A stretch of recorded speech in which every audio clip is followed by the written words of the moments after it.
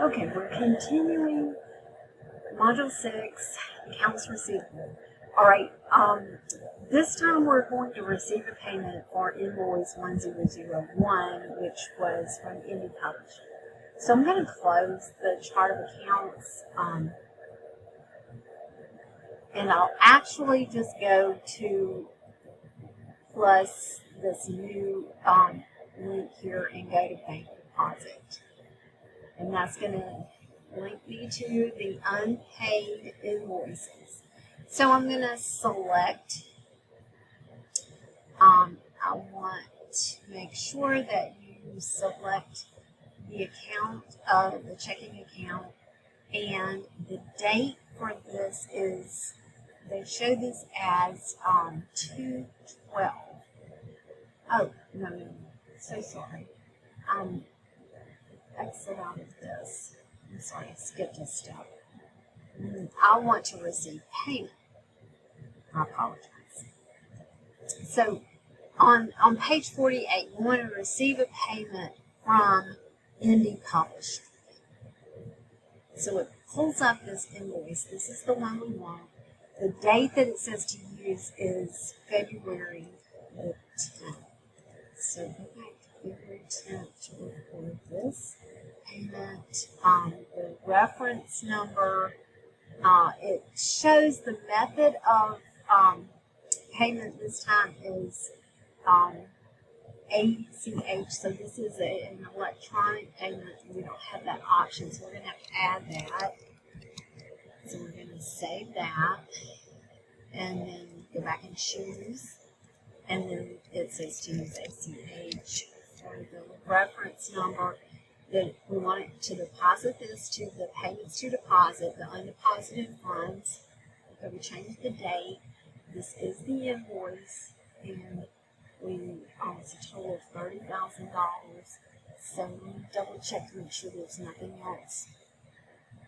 Okay, so we want to do save. We really just want to save this, but I'm just going to do save and close. Because now we're going to go to the bank deposit. Now we're going to deposit this $30,000. And we'll use the same date, 2/10. Oops. Alright, and this time we want to deposit it to the checking account, 1234. So it's going to transfer from the undeposited funds to the checking account. Select the invoice. This payment method, this one was a check.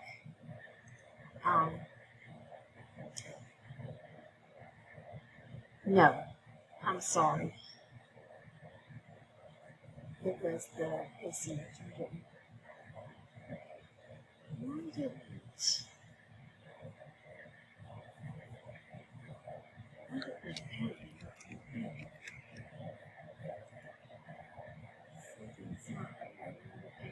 it's already using this one. Okay.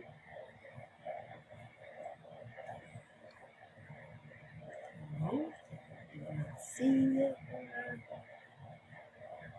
Okay, let's just leave that blank. Oh, the reference is ACH. For some reason, the ACH and the payment method is not listed. We're not going to list that right now. Alright, we got the front, we got the $30,000. Alright, so we're ready to save and close. Now, in an actual business, you could print out that deposit ticket. You could use that and save it for your records, take it to the bank, etc. You don't have that option of printing it. The form that we just looked at was an actual, that would be your deposit receipt or deposit slip. Okay, so now if we look at the register for the checking account, we can see that the $20,000 deposit was recorded. And I think I forgot to change the date. So let me go back to the,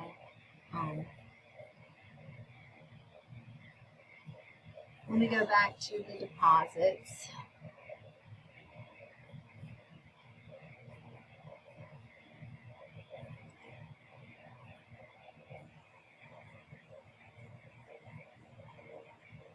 Okay, so receipts,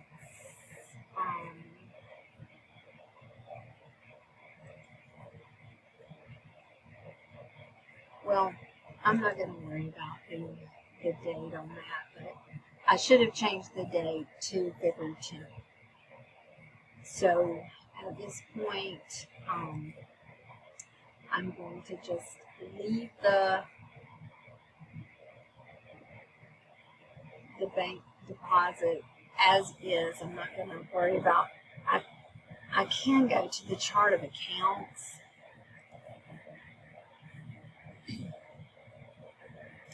And I can select this where the deposit was made.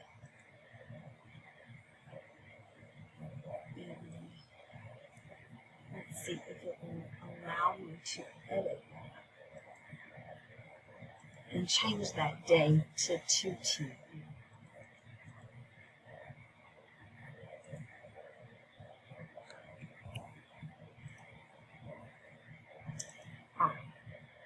So I was able to change the date to 2/10. Now you can see that. The disadvantage of doing this with these dates and not just using current dates is that you're showing things chronologically, because we had payments. We made payments in Module 5 and they appear after these deposits. So anyway, it's here now. Corrected the date. All right, the next page, page 49, we're going to add 2 more invoices, and these are going to be open invoices when we go to generate our reports. So I'm going to go to New, and then I'll record invoice. We're going to record 2 invoices. The customer for the first one is Alpha Game Publisher. Invoice is 1003. Net 30 are the terms. The date is 2/20. So we'll change this to 2/20. And the services, we have design and graphics and 1 unit, and the rate for that's $10,000 for this invoice, and then there is the programming and coding and 1 unit, and the rate is also $10,000. So the total for this invoice is $20,000. Okay, so let's verify. I've got the invoice number, the terms.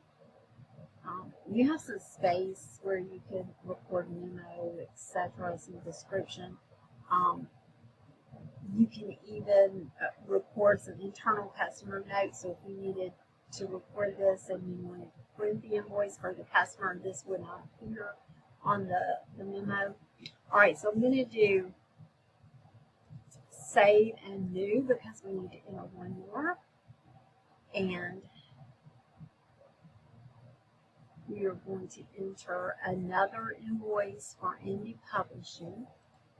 So we'll select the customer, make sure that the invoice number is correct, the terms of net 30. This one is dated March 20th. And the items, we've got design and graphics. This one, they're charging $15,000 for these services. And then there is programming and coding, and they're charging $15,000 for these services. And then they also have the testing.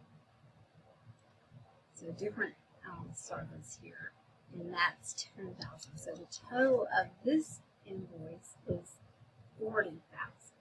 Ooh,